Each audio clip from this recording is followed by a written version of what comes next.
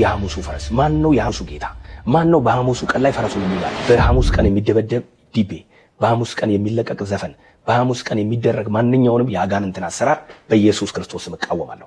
በምድሬ ላይ፣ በሀገሬ ላይ፣ በትውልዴ ላይ የሚረጨውን የዘፈንን መንፈስ እቃወማለሁ። ዘፈን ኃጢአት ነው። መጽሐፍ ዘፋኝ ዘፋኝን ሲያወግዝ አሁን ይህ ሰው በሐሙስ ቀን የተለቀቀውን የቴዲ አፍሮን ዘፈን ለመኮነን ብዙ የቀባጠራቸው ነገሮች አሉ። ሙሉን አልለቅላችሁም፣ ቀንጨብ አድርጌ ትንሹን ነው መለቅላችሁ። ሰውየው ራሱ ዘፋኝ ነው። ቸርች ውስጥ ለፈጣሪያቸው በዝምታና በእርጋታ መጸለይ ሲገባቸው ዲጄ ተዘጋጅቶ ቅልጥ ያለ ዘፈን፣ ቅልጥ ያለ ጭፈራ የሚያዘጋጁ ፓስተሮች የቴዲ አፍሮን ዘፈን የማውገዝ ሞራል የላቸውም። እኔ ማንኛውም በዚህ ጉዳይ ላይ ማንኛውም ሰው እንዲቃወመኝም አልፈልግም። ምክንያቱም እያየን ያለነ ነገር ስለሆነ አሁን እነዚህ ሰዎች መዝሙር ብለው በሚዘፍኑበት ቦታ ላይ ከክለብ የሚተናነሰው በምንድን ነው? መጠጥ ስለሌለ ብቻ ነው። መጠጥ ቢኖር ቅልጥ ያለ በቃ ክለብ ነው። መጠጥ ስለሌለ ወደፊት ደግሞ እሱንም እንደሚያደርጉት ጥርጥር የለኝም። እኔ የቴዲ አፍሮን ዘፈን በነገራችን ላይ መንግስትን ለማስደሰት ጭምር ነው በሀገሬ ምናምን እያለ ሲቀበጣጥር ያየሁት። የቴዲ አፍሮን ዘፈን ከማውገዝ በፊት አንተ መስፈን አቁም፣ በቃ መስፈን አቁም። በመዝሙር ስም ዘፈን ማውጣት አቁም። እኔ ብዙ ጊዜ ዘፈን መስሎኝ ማዳምጣቸው ብዙ መዝሙሮች አሉ።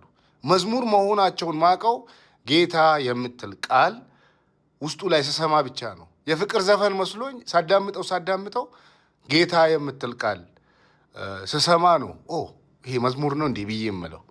አንድ ዘፋኝ አንድን ዘፈን ገሃነም ትገባለህ ብሎ ሊለው አይችልም።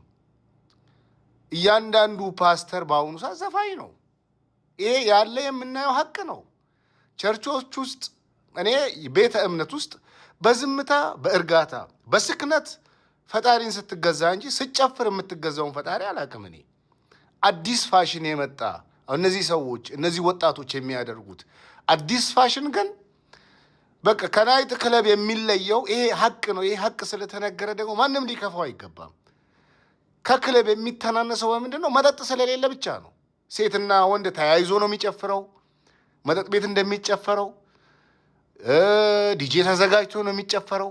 መጠጥ ቤት እንደሚጨፈረው ከመጠጥ ቤት ከክለብ የሚለየው መጠጥ ስለሌለ ብቻ ነው እንጂ ሴትና ወንድ እጅ ለእጅ ተያይዘው እንደሚጨፍሩት እነዚህ ሰዎችም እንደዛ ነው የሚያስጨፍሩት። አሁን ቴዲ አፍሮን የማውገዝ ምን ሞራል ኖሮት ነው? በሐሙስ ቀን የሚለቀቅ የሰይጣን መንፈስ። ሰይጣን አንተ ነህ።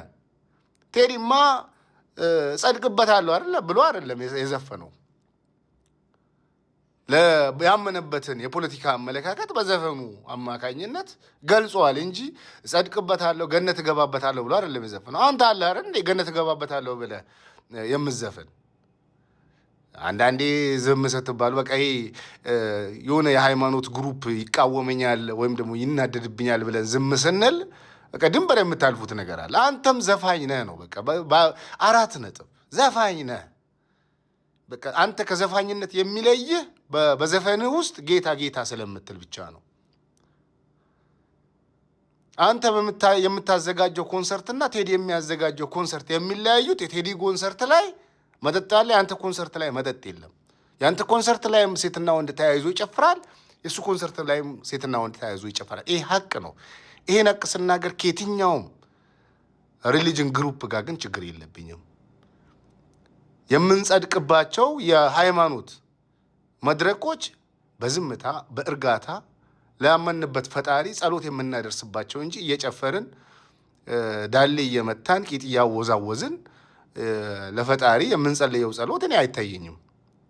በዝምታ በእርጋታ አንገት በመድፋት አለባበስ በማሳመር እምነት ቤቶች የእርጋታ ስፍራዎች እንጂ የመጨፈሪያ ስፍራዎች አይደለም።